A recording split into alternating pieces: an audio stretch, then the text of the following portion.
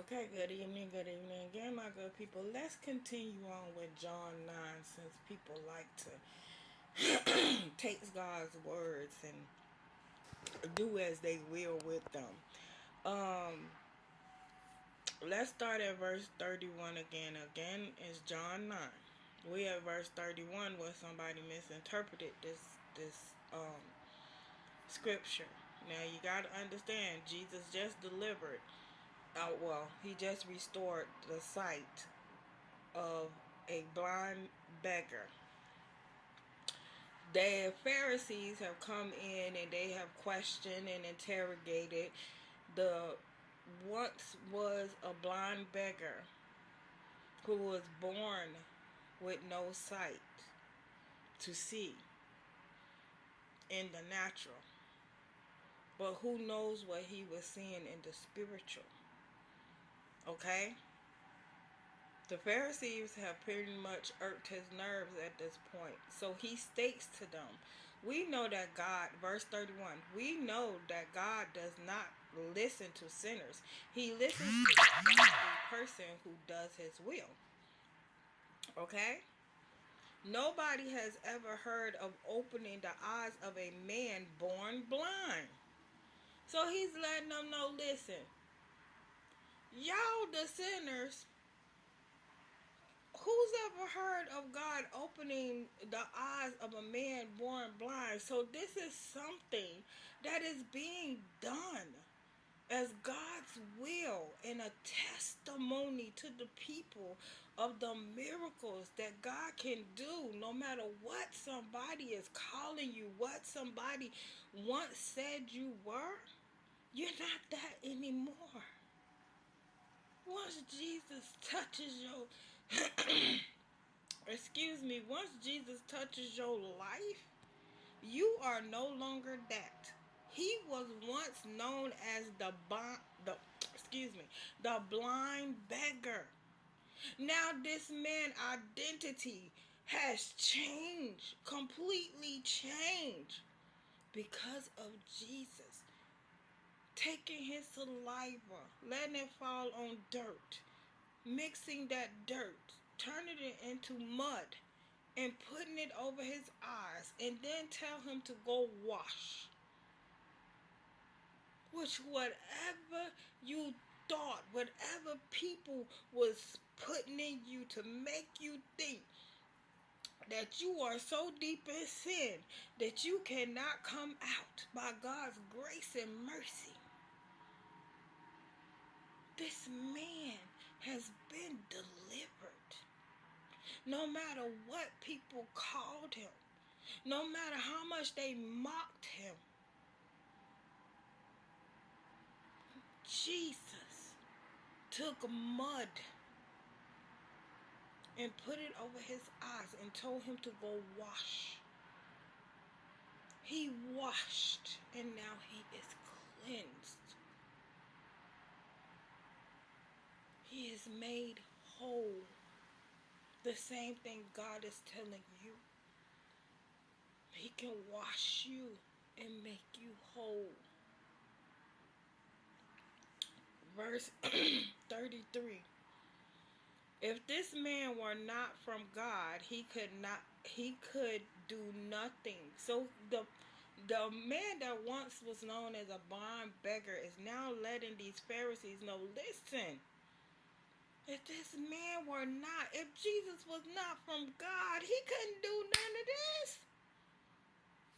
Excuse me. He wouldn't even took the time to do none of it. Obviously, the Pharisees didn't take the time to try to heal this man of his blindness. Instead, they considered it as a sin from his parents. And Jesus said neither. He was born blind to show God's glory. There was a reason. So it's people out here, their children are born blind or with some type of birth defect.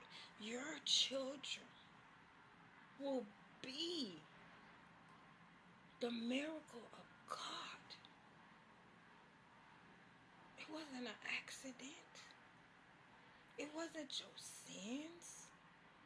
It's because God is going to get the glory in that child's life. It's going to change the way people think about God and what he is capable of doing. Verse 34. Excuse me, to this they replied, you were steeped in sin at birth. How dare you lecture us? And they threw him out. So now you coming out of sin. The sin that they think that you were steeped in. The sin that they think you were so overwhelmed in. But Jesus had already clarified in earlier verses that when his disciples asked him, let me go back to that verse. I think it's verse 4 through 5. Oh no, it's actually verse 1. As he went along, he saw a man blind from birth. His disciples asked, Rabbi, who sinned, this man or his parents, that he was born blind? Verse 3, neither this man nor his parents sinned, said Jesus, but this happened so that the works of God might be displayed in him. Verse 4, as long as it is day, we must do the works of him who sent me. Night is coming when no one can work. While I am in the world, I am the light of the world. Listen, no matter what people believe that he was, God came and showed them he is not. He is not. I am not who you think I am. Now let's go deeper. Spiritual blindness is the title of the next verse 35. Jesus heard that they had thrown him out, and when he found him, he said, do you believe in the Son of Man? Now mind you, it does not specify whether this man who was once born with blindness and a beggar, it does not specify that this man had faith. It does not specify that he believed. But now Jesus is coming back to him because he heard about the Pharisees throwing him out as if he was nothing. This is how people do. They throw you away as if you are nothing, and Jesus comes in and lets you know you are something. You are someone to him.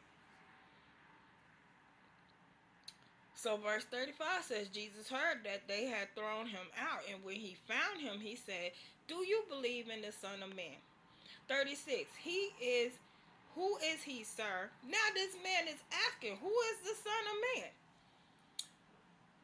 Tell me, so he says, tell me so that I may believe in him. Verse 37, Jesus said, you have now seen him. In fact, he is the one speaking with you. So now Jesus reveals himself to this man who had been blinded naturally since he was born. And he turned into a beggar, a blind beggar. His identity is now different. It has changed because of Jesus. That's what God is saying to you. You were once known as something to this world. But when you let Jesus come in and change your life, he is changing not only your life, but your identity to this world. Don't be sitting allowing people to make you think that you so stuck in some kind of sin that Jesus can't come in and change your identity.